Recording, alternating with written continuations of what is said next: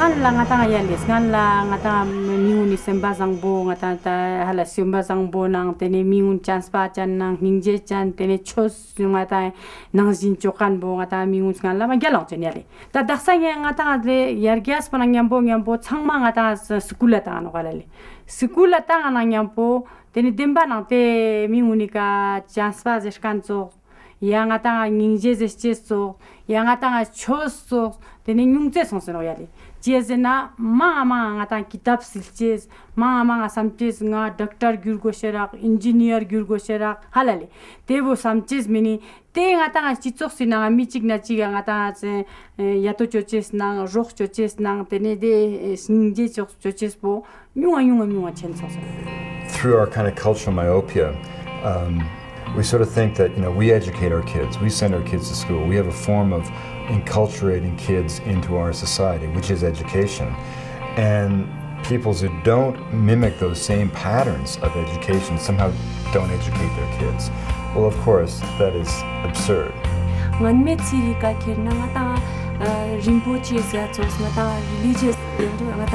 chose na chokse ya de mata ki yontan zera na nya po hanga chenmo song te pene khopjin deninge bangla chenmo gyabin nge zuko gari shulin nge gari na yontan ni jakse zuko khorang tontak po khorang sose gyur song te bana de ki pene churches la yontan chwa chokse ya. Today, Western schooling is responsible for introducing a human monoculture across the entire world. Essentially, the same curriculum is being taught, and it's training people for jobs, very scarce jobs, but for jobs in an urban consumer culture. The diversity of cultures, as well as the diversity of unique human individuals, is being destroyed in this way.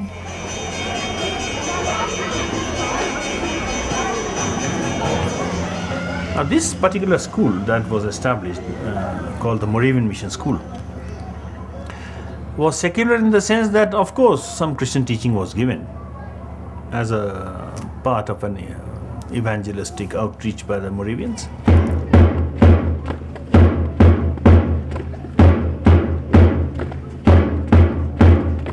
In 1887, when the school first started, there were certain perceptions that were wrong. For example, a school started by the missionaries on a street corner must have an ulterior motive of conversion, of teachings that are in conflict with the teachings of the traditional society or the religion. Our Father, who art in heaven, hallowed be thy name. Thy kingdom come, thy will be done on earth as it is in heaven. And I've been told that the children had to come by force to the school. They wouldn't like to. People just wouldn't send children to the school. And forgive us our trespasses, as we forgive them that trespass against us. I strongly believe that a secular education system and a cosmopolitan school society should not be at the expense of losing Ladakhiness. And lead us not into temptation, but deliver us from evil. For thy is the kingdom, and the power, and the glory, forever and ever. Amen. If you have lost your history, you have lost everything.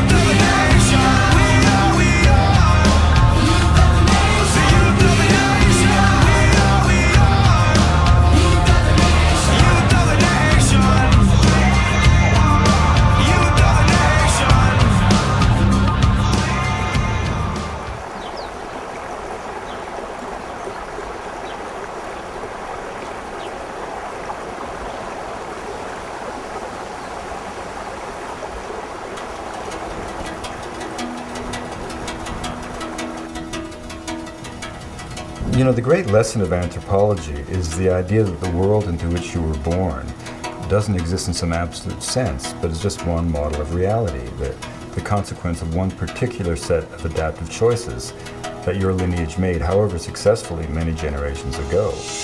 And the other peoples of the world aren't failed attempts at being you, or in our case, failed attempts at modernity. They are by definition unique facets of the human imagination. And when asked the meaning of being human, they respond with 6,000 different voices. And those voices collectively become the human repertoire for dealing with the challenges that will confront us in the ensuing millennia. You know, we always have this idea of our society as not being really a culture, but being the real world, and these other cultures are outside there. Those are the cultures.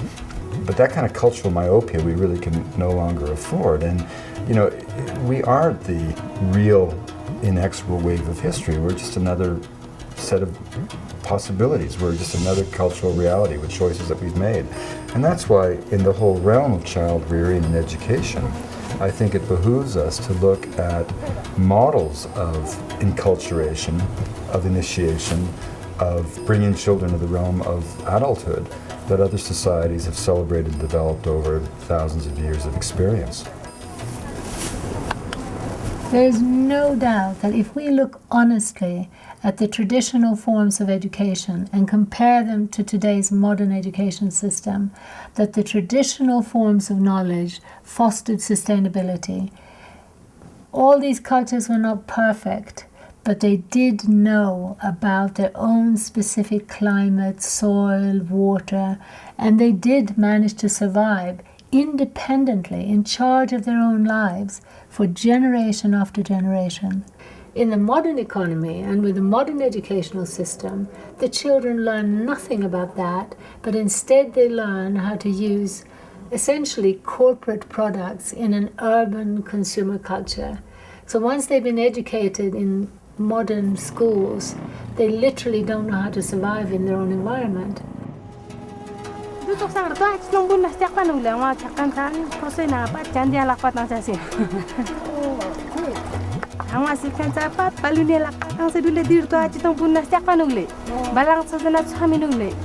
Education is not simply the transmission of information.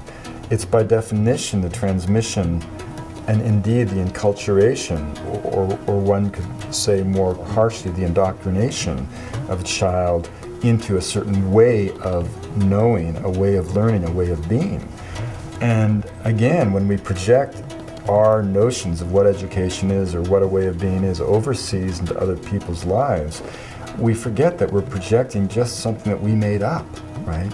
And one of the things that I see in my work is that different ways of knowing, different ways of being, different ways of learning really create different human beings. If you're raised in Colorado to believe that a mountain is an inert pile of rock waiting to be mined, you're going to have a very different relationship to that mountain from a kid from southern Peru who believes in the fiber of his being that a mountain is an Apu spirit, a protective deity that will direct his destiny throughout life. Now, the interesting observation is not whether that mountain is in fact a spirit or whether it's just a pile of dirt. The interesting observation is how the education system into what that mountain is creates a different human being with a different relationship to the earth. I was raised in the forests of British Columbia to believe that those forests existed to be cut. That was the foundation of the ideology of scientific forestry that I was taught in school and that I practiced as a logger in the woods. It was based on the idea that we had to eliminate all the old growth to get some healthy plantations growing in their wake, because after all, the incremental addition of cellulose would be higher in a plant. I mean, but this was a construct. But critically, that belief system made me a very different human being with a very different relationship to that forest than my friends from native communities who believed that that forest was the abode of Hukuk and the crooked beak of heaven. Because of my ideology, my education, those forests no longer exist.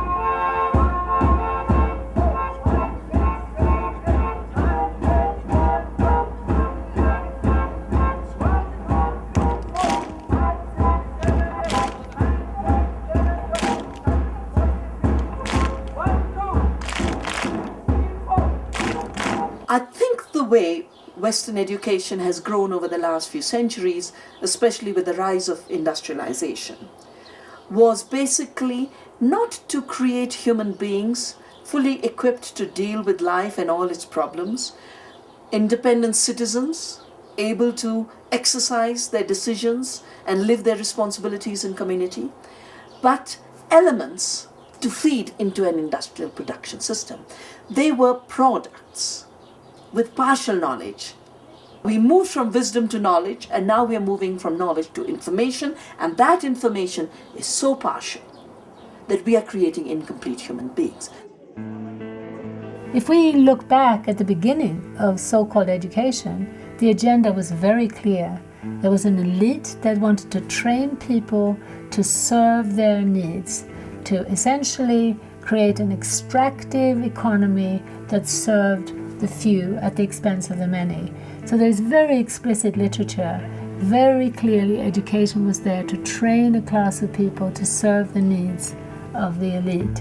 When Macaulay came to India, I don't know how many of you know, but Macaulay was the guy who created in the minutes of Macaulay, it's called Macaulay's Children. And Macaulay's children, he said, would be brown on the outside but white on the inside. That they would basically know only one thing, how to rule India as if they were Europeans themselves. Well, if you go back to the 60s and you look at a lot of the modernization literature, so it's very clearly written that local language, local tradition, local customs is a barrier to modernization, and for communities to progress in kind of stages of development, these things need to be eliminated. 99% of all the activities that go under the label of education come from this very specific agenda that grew out of a colonial expansion across the world by Europeans. And now in different countries in the so-called third world, the basic fundamental agenda is the same, is to pull people into dependence on a modern centralized economy, is to pull them away from their independence and from their own culture and self-respect.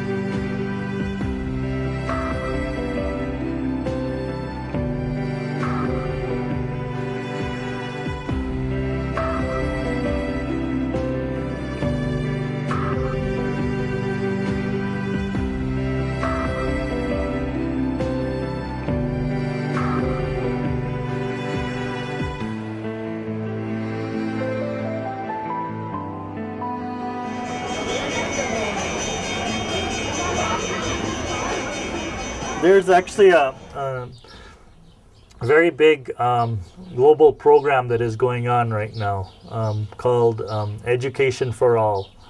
And it is, every person I've met who is associated with has basically no questions around its agenda or attention, which is very disturbing. It's a program which is sanctioned by every government in the world. It's a program which the World Bank and the UN agencies support. It's a program that corporations are also now, major corporations, McDonald's and many others are also behind. And the agenda of the program is to get every child into school. The claim is that, again, by going to school, communities will be able to develop and they'll be able to become part of the mainstream society. Now, I think we need to question what does it mean to become part of the mainstream today.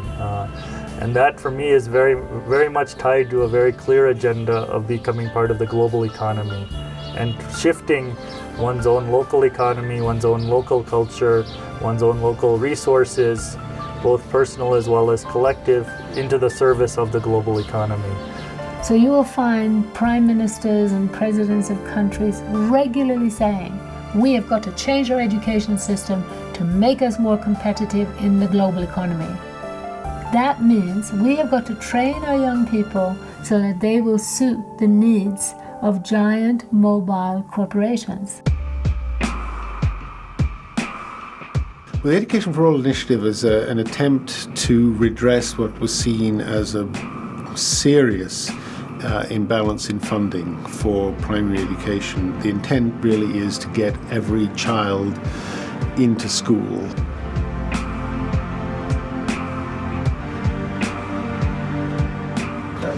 I think we see education as crucial. It's an absolutely necessary condition for sustained poverty reduction.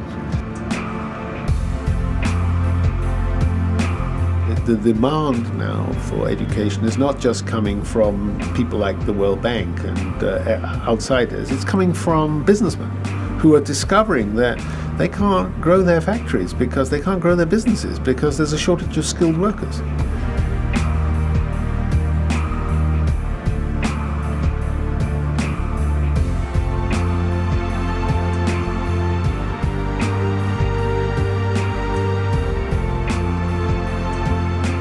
So we need to be very careful about not being paternalistic to so-called ancient cultures. We can help them and certainly not ruin or try to wreck their own cultures. But on the other hand, I think we should be careful about trying to preserve their culture in kind of cold storage. If they don't want that, we should be there to help them.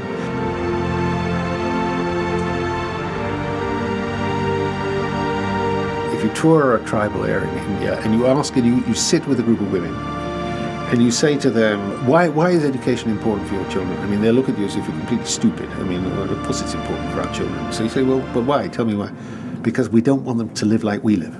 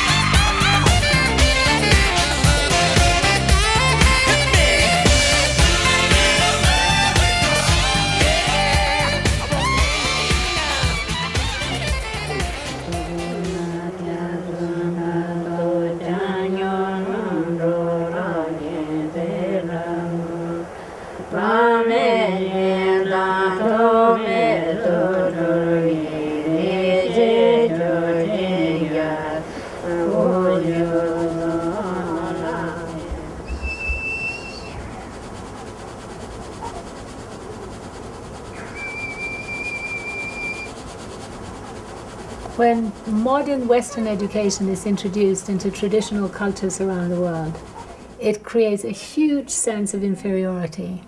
The school books talk about a Western urban consumer culture as progress, as the only way to be.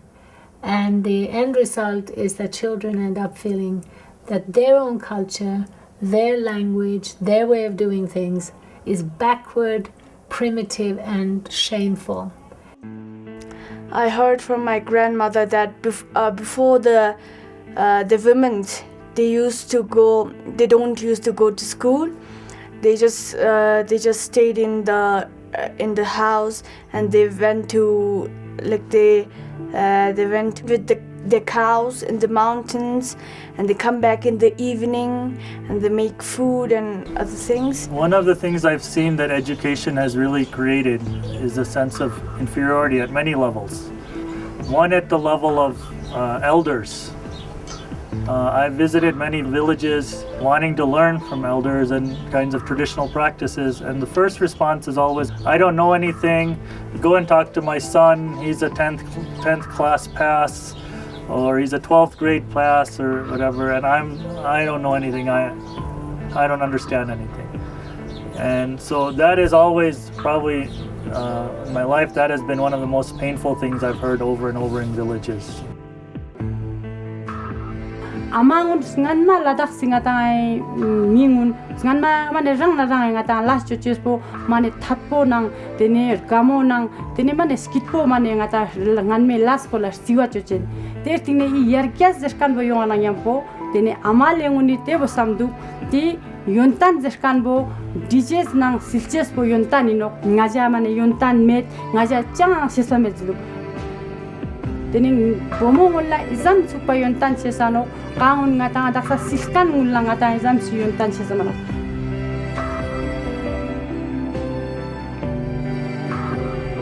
tene kongola nangchang shikong sesano kongole se jon chucho sesano tene amale nguni bal khalche sesano ter dun bina chichira khajir goshejo teo changma ma ni juano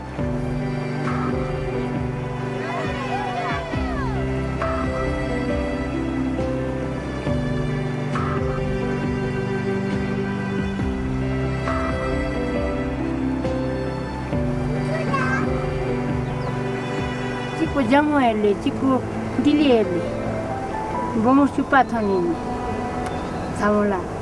Tanti vela casa con due gole ngata, danza nang sung se duk se kwale.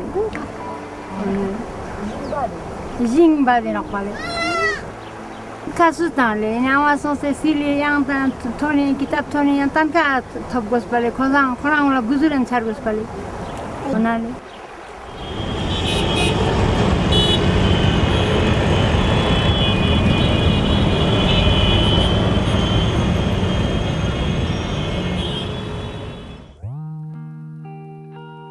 There's a widely held belief today that it is through modern education that we're going to raise people out of poverty.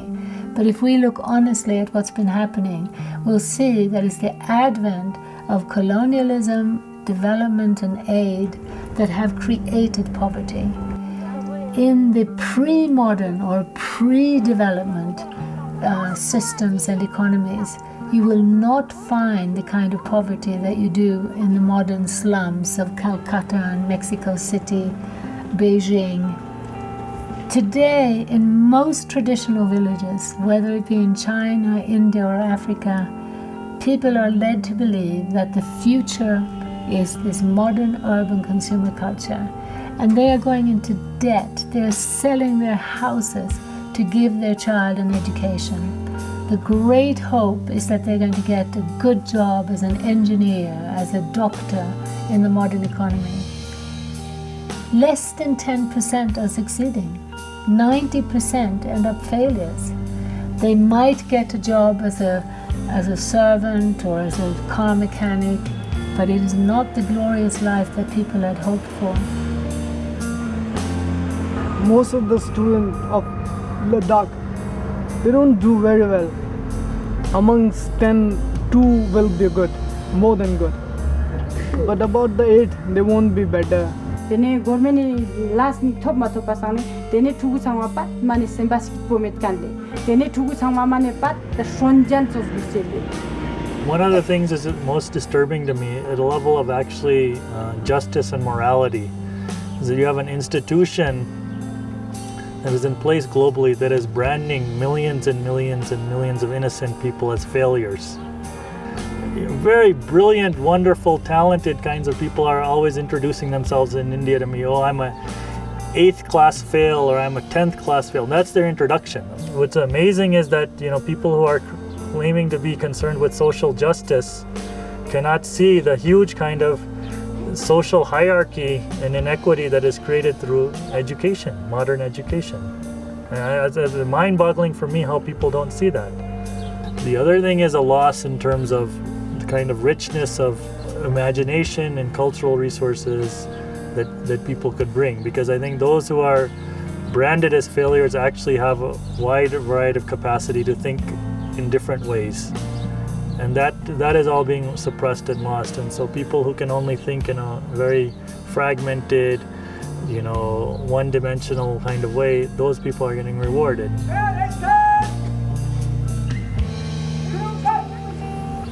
Anybody who claims to be concerned with social justice need to have a serious conversation around that.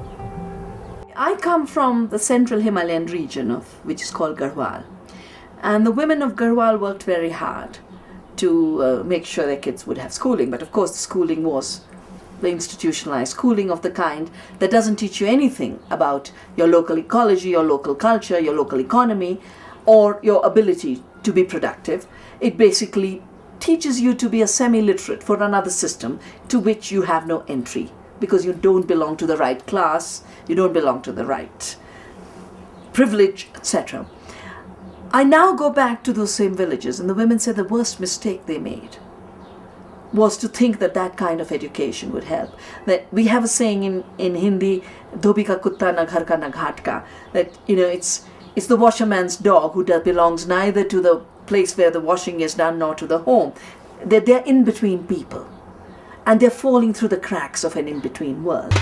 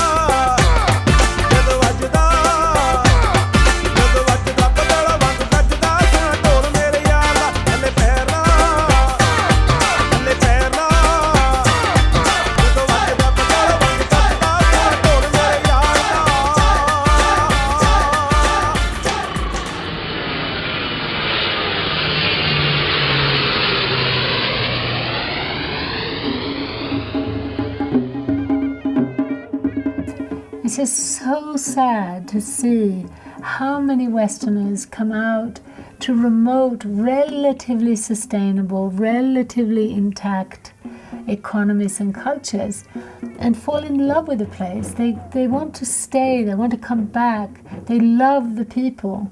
They find the people incredibly happy, incredibly kind, incredibly helpful. And then they want to help, develop, bring in Western schooling to improve the lives of these people. Well, my name is Heidi. I come from Germany, from the southern part, that's Bavaria. And as I live in Bavaria, I'm keen on mountaineering, and that was the reason why, of course, I wanted to go to the Himalayas. And as I was a teacher, I was teaching English, German, ethics, that's a kind of religion. I was interested in schools, and so I happened to meet Lambden School here. 1, 2, 3, up. 1, 2, 3, up. 1, 2, 3, up. 1, 2, 3, up. And of course, I got so much from the people here, from their religious belief, from their mentality, the way of compassion, tolerance, that I thought, well, I must do something for this school.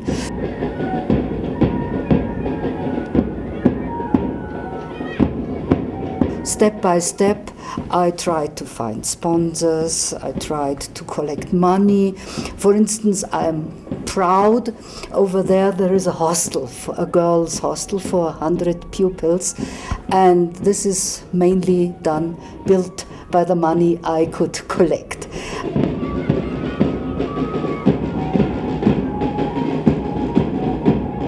Here is a list of possible reasons why one uses a mirror. First, to check one's appearance. To check one's appearance. Do you do that? Yeah. Mirror for checking. And to look beautiful. To check appearance, yes? You check appearance. Check appearance, not only to see how you look, but also how you are dressed up, okay? Right? How you are dressed up. Also you look at, okay? Like. And then to look beautiful. How much important is it? Vanity. Beauty. Everybody cares for their looks, okay? Like everybody cares for the looks, you know, how you look, right? How you look. It's very important. Even if they stay here for 1 or 2 years, and sometimes they have to go back, forced by their parents to work in the fields, to look after younger children, they gain something for their life. Some go to military forces, then they are good tradesmen, they open shops and sell all those necklaces and sweaters and these things. Or they learn special jobs, and now mainly, as I know and as I hope, in computer techniques. So they go to India and have a good chance. So I think they have overcome real poverty here. And some people say, well, why don't you go to Congo or so? But I think they still need help. It's not only to throw them into the water and then let them swim. They need everything, from clothing to mental aid. For if we are to fit and train such children for the future, they cannot be left as they are. And in spite of himself, the native must be helped.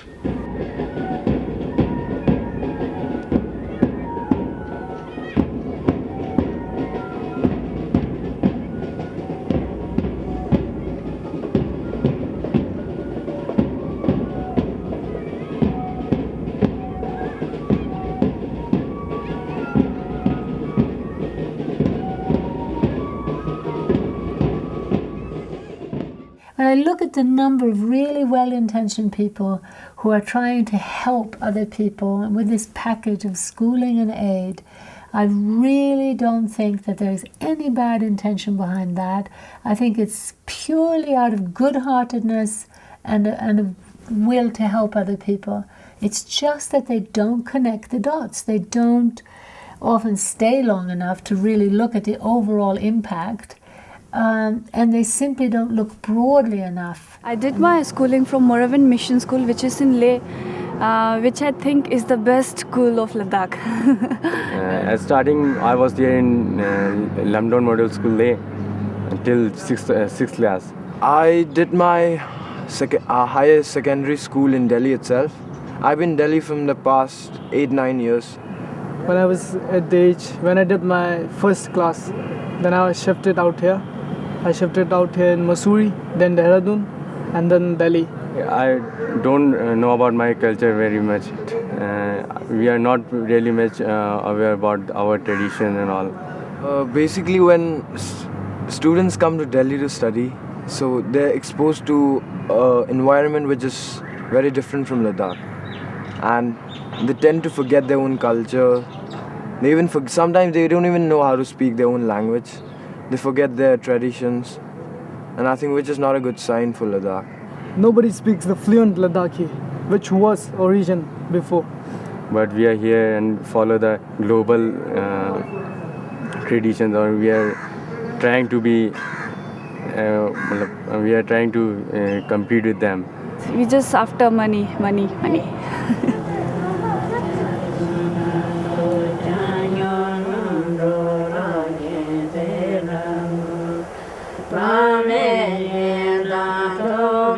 You know, the year that you were born, there were 6,000 languages spoken on Earth. Now, a language isn't just grammar or vocabulary. A language is a flash of the human spirit. It's a vehicle through which the soul of every culture comes in the world. Every language, I've always said, is like a old-growth forest of the mind, an ecosystem of thought, a watershed of social and spiritual possibilities. As we sit here, half those languages are not being taught to children.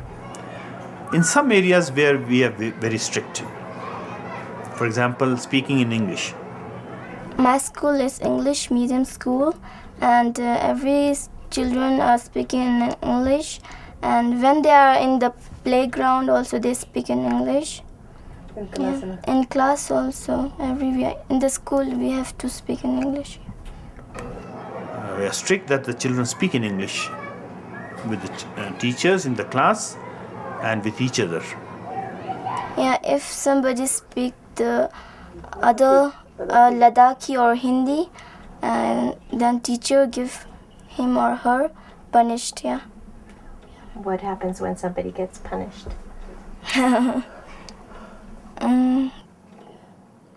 Yeah, it's get the money.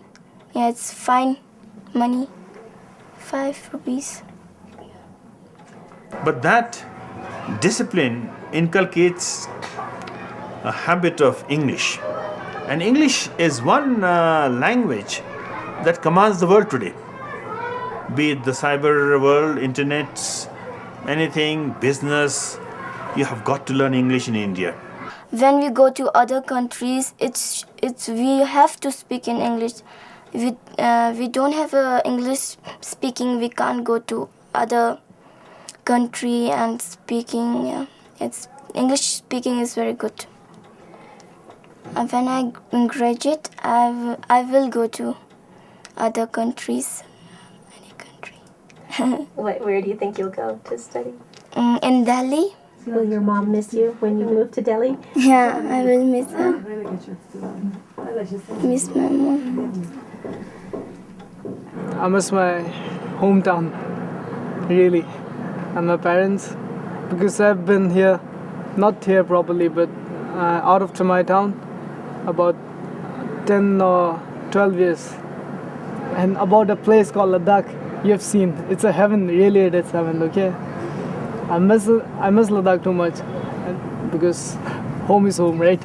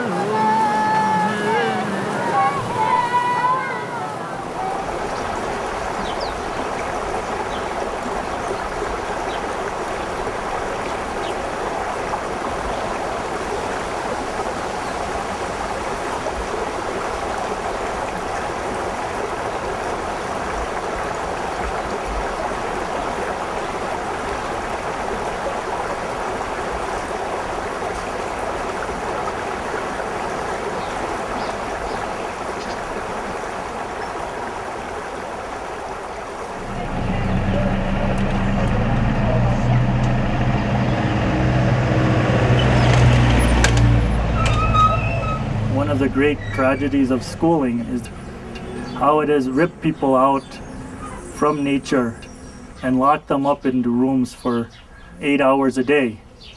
And I think the profound kind of damage that it's doing to us, only we'll recognize generations from now, and then we'll look back and say, how could we have done this kind of thing to people? And thinking that, creating concrete jails and locking people up into that and giving them books that tell them about nature is a better way to think about life than actually spending time in nature. Why it is given this name?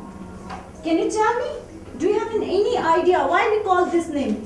The spelling is xerophatic.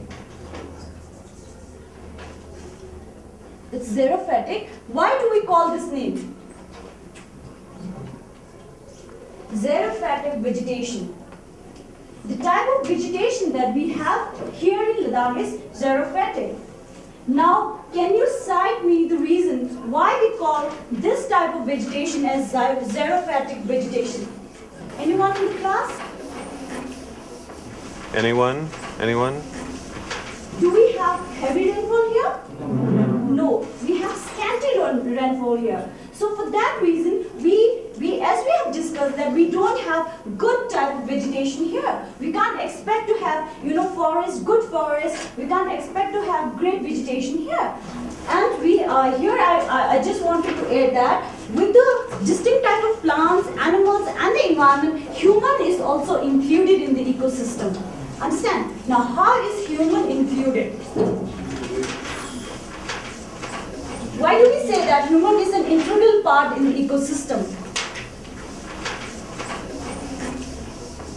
How do you think that humans are involved in the ecosystem? Anyone in the class? Anyone? Anyone?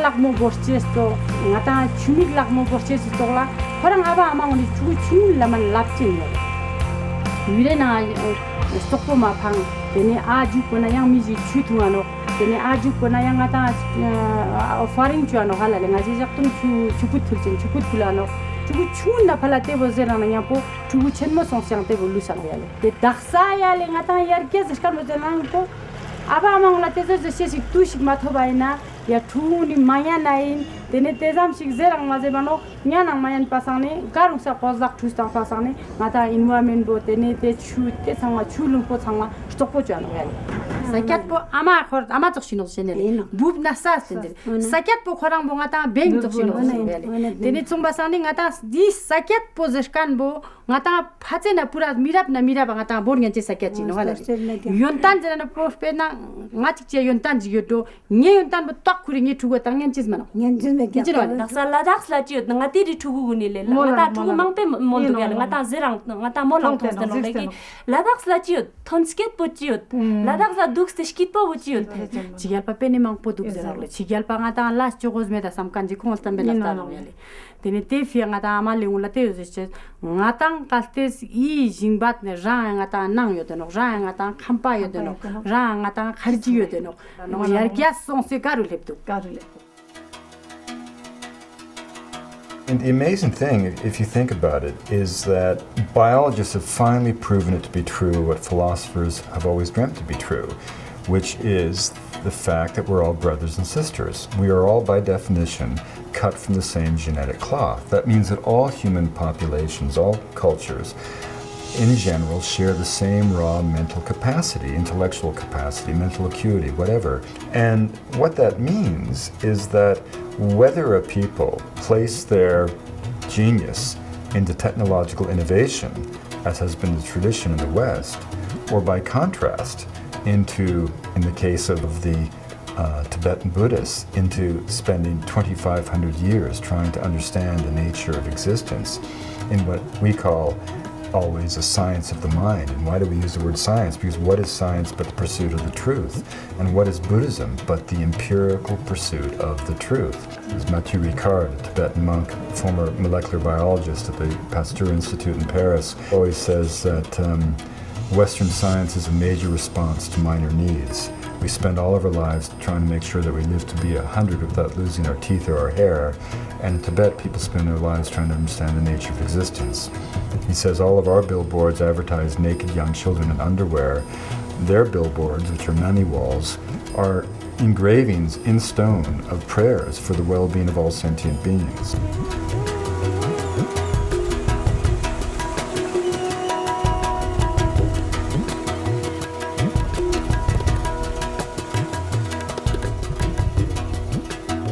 One of the things that's always quite surprising to me is people's understanding of Gandhi. All over the world, people claim to be big fans of Gandhi, and if you actually start to look at what the man wrote, he was extremely, extremely critical of modern education, and particularly Western knowledge. That was something that Gandhi was openly questioning. What is the great contribution of Western knowledge actually to the well-being of life on the planet? And so people misunderstood that, they thought that Gandhi was against the British. And actually he said, I have no problem with the British, but they need to understand that these systems that have been created all over the world are fundamentally disempowering, dehumanizing, destructive, not only to human beings, to all life on the planet, and they cannot sustain themselves. He said this in 1909. And he said, we're not just trying to get rid of the British and keep their systems. He used a very nice phrase. He said, this freedom struggle is not about getting rid of the tiger, but keeping the tiger's nature.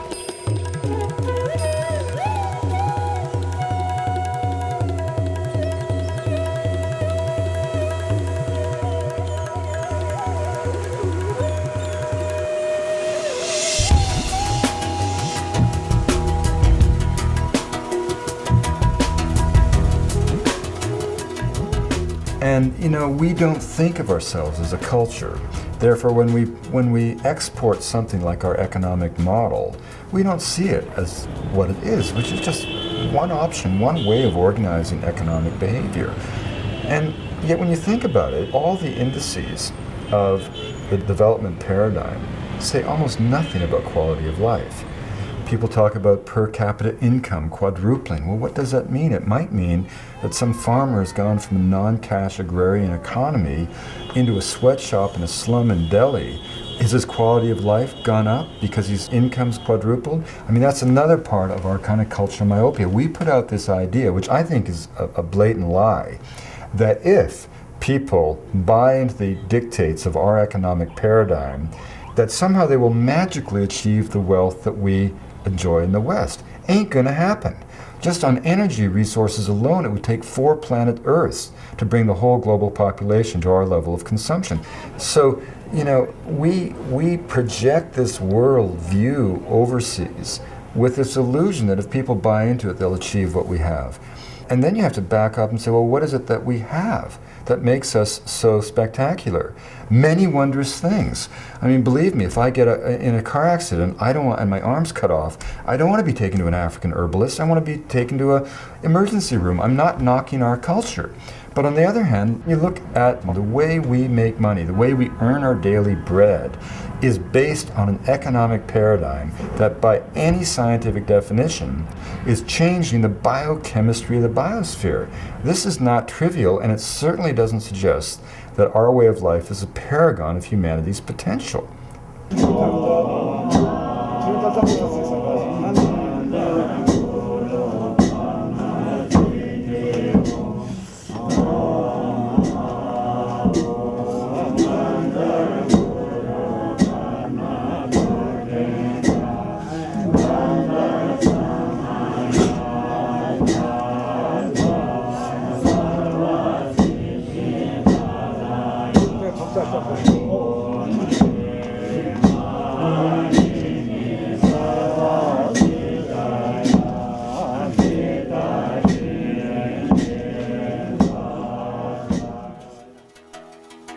The way for cultures to survive in today's world is not by isolating themselves and cutting themselves off.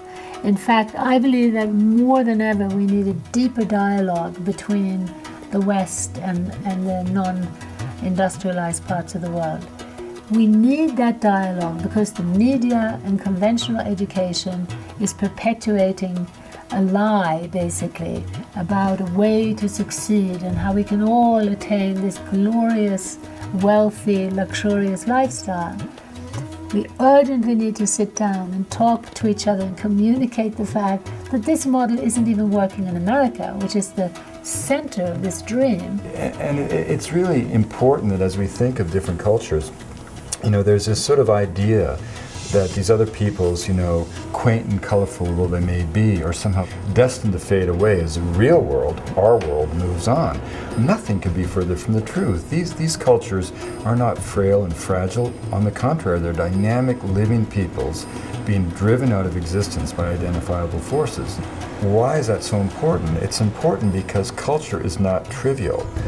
Culture is not decorative. It's not feathers and bells. It's not dances. It's not even ritual.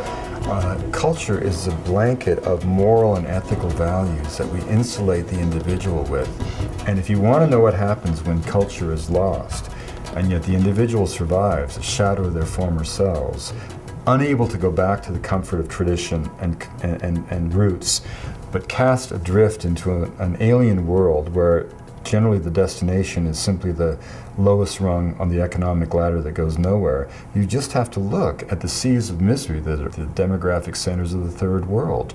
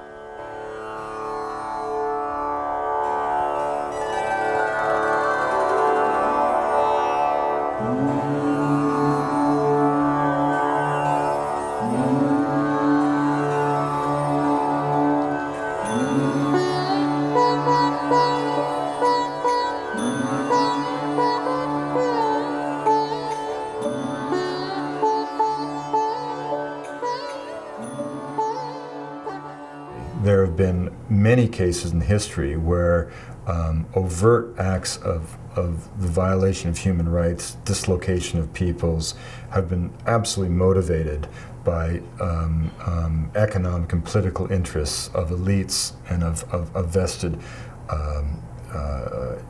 power structures. No question about it. I think in a strange sense, the greater threats have come about through the good intentions of those who don't understand that those good intentions may not be appropriate and may reflect just, a projection of our own ideologies. If someone goes to another culture and says, I'm here to educate your children, I mean, that's one of the most outrageous and audacious things you can ever imagine. If you go to that culture and say, hey, we've got some skills that you probably could use. To me, that's the sharing of information that should be both reciprocal and honored. But it's very different for me to go and say, your ways are no longer acceptable. Get with the program, educate your kids in this school, get rid of your superstitious ideas, and accept some of mine. There is an assumption that Western education, Western knowledge is universally applicable, is something that is superior. There's a sense that we have evolved to a higher level of being, and that these people, however lovely they are, they're going to benefit from this superior knowledge. The saddest state of this is of the NGOs who think that they are actually going in and helping communities by helping them lose their languages and helping them lose their self-sufficiency and helping them, tying them into the global economy and getting them more cash, which ultimately leads to them having less control over their own lives. A lot of them are very well-intentioned, good people who are actually thinking they're doing something good for children and for communities, but they don't understand, I think, the much larger game in which they are pawns. The bottom line is, we're living through a time of transition that it just behooves us to pay attention to.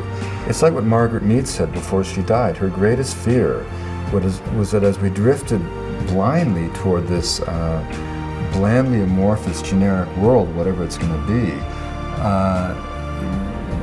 we would wake one day as from a dream, having forgotten that there were even other possibilities of life itself. These peoples, these visions aren't failed attempts at being us. They're unique unique answers to the fundamental question, what does it mean to be human and alive?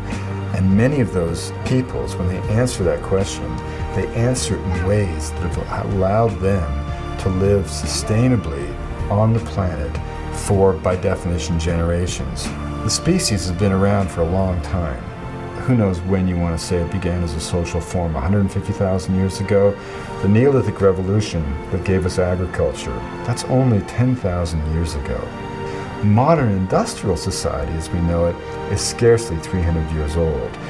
That shouldn't suggest that we have all of the answers for all of the challenges that are going to confront us as a species in the ensuing millennia.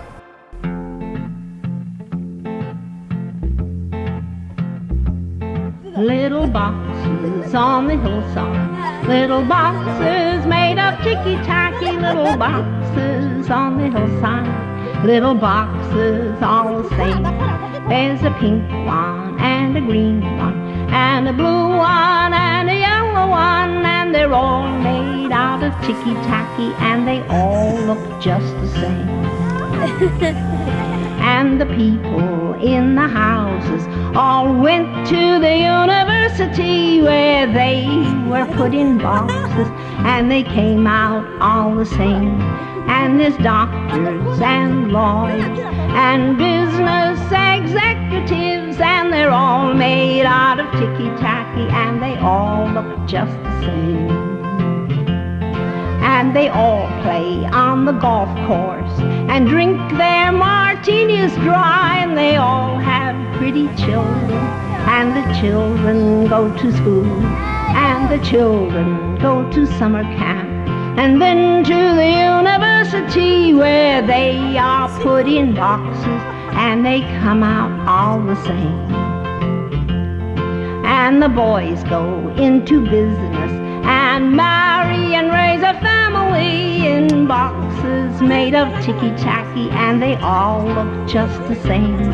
There's a pink one and a green one and a blue one and a yellow one, and they're all made out of ticky-tacky and they all look just the same.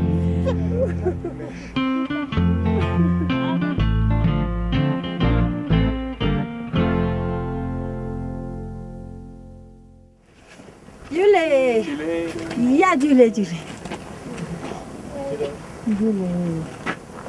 That's